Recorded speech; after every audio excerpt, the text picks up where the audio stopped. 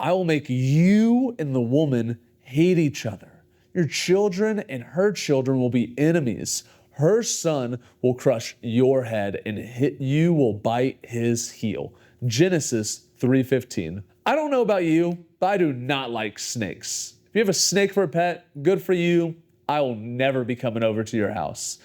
Now, I wouldn't say I'm scared of snakes, but also if one crosses my path, I'm going to run the opposite direction and may not go outside for about a month. Our scripture today is a unique one because it's talking about snakes and the sun, but it never uses anyone's name.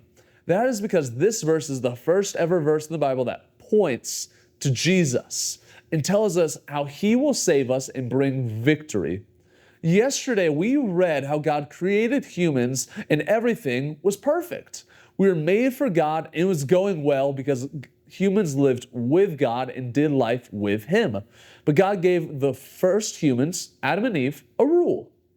He told them to not eat from this one tree. You can do anything else, but just don't eat the fruit from this one tree.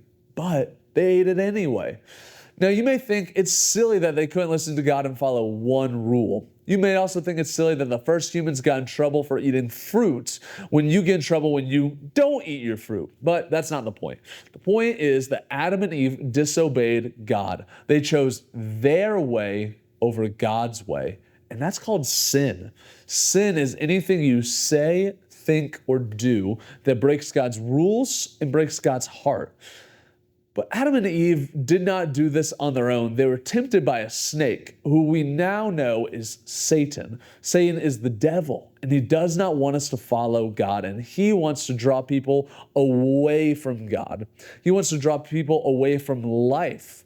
All of this leads to a moment where God speaks and tells the snake that one day a son will come from Eve's family tree, and the son will crush the snake's head, and the snake will bite the son's heel. This is the good news of Jesus. In humanity's lowest moment where we are separated from God and can no longer walk with him or be best friends with him, God promises one day Jesus will come. This verse is one of the most victorious verses in the Bible. God gives hope in the middle of defeat that Jesus will be victorious. Christmas is a celebration that the snake crusher is born and he will bring victory. Jesus will be attacked by Satan and Jesus will die on the cross. But we have joy knowing that God is victorious and God came back to life.